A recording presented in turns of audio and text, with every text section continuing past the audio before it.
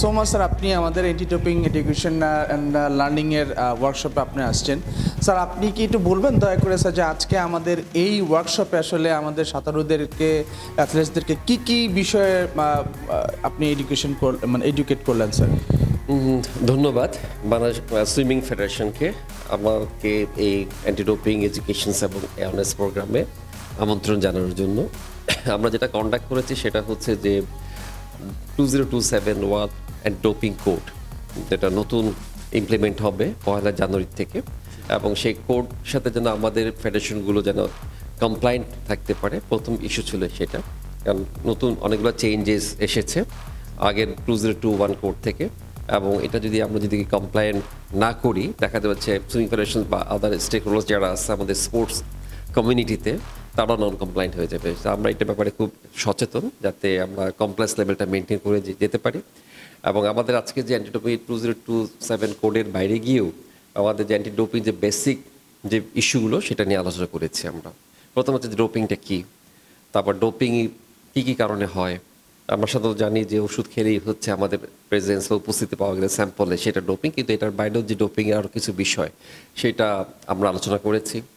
Testing প্রসেসটা কীভাবে হয়, হোয়ারঅ্যাবাউটসটা কী, যে খেলাধুলার অবস্থান এবং কারা কারা এই হোয়ারঅ্যাবাউটস পুলের ইনক্লুডেড, অ্যাথলিটসের রাইটস এবং রেসপন্সিবিলিটিস কী, তার কনসিকুয়েন্সগুলো কী হবে ডোপিংয়ের।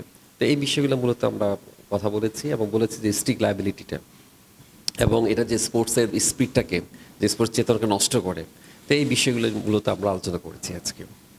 স্যার আমরা জানি স্যার অ্যান্টি ডোপিংটা খেলার জন্য খুবই ইম্পর্টেন্ট স্যার। সো আপনি কি স্যার মনে করেন স্যার যে আমাদের সুইমিং ফেডারেশনের যারা ছাত্র আছেন তাদেরকে বছরে একটা দিলেই যথেষ্ট, নাকি এটা স্যার ঘন ঘন দেওয়া প্রয়োজন বলে আপনি মনে করেন স্যার?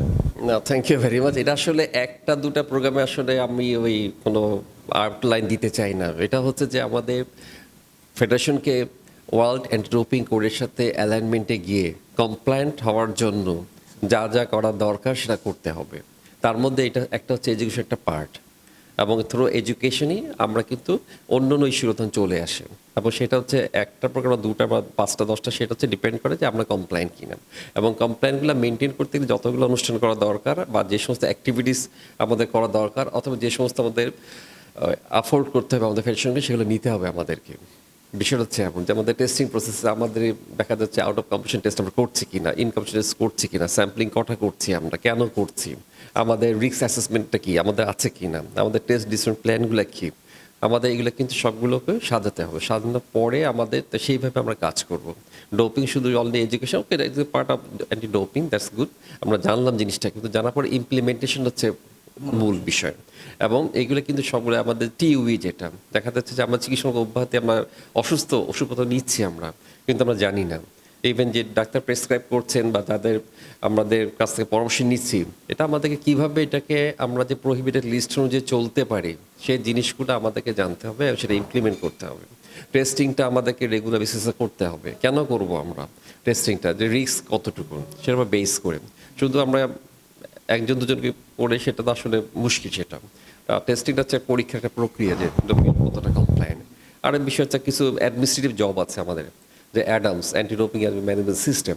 তো আমরা যে কাজগুলো করছি এখনকার বিষয়গুলো হচ্ছে কি, আমরা যে কাজগুলো করি নাকি ওয়াদা ইনফর্ম থাকতে হয়, এবং তারা মনিটর করে থ্রো ইউনেস্কোর একটা মনিটরিং ফান্ড আছে, ওয়াদার একটা মনিটরিং ফান্ড, থ্রো অ্যাডামস আমাদের এগুলো আপলোড করতে হয়, এবং সেগুলো আমরা রেগুলার করছি কি না, এগুলো বিভিন্ন আমাদের ওই নির্দেশিকা দেওয়া আছে, এবং সেই অনুযায়ী আমাদের কাজগুলো করতে হবে। তারপর সেটা একটা দুটাতে বোধহয় হবে না, সেটা আমাদের রেগুলার বেসিসে কাজগুলো করতে হবে। Thank you.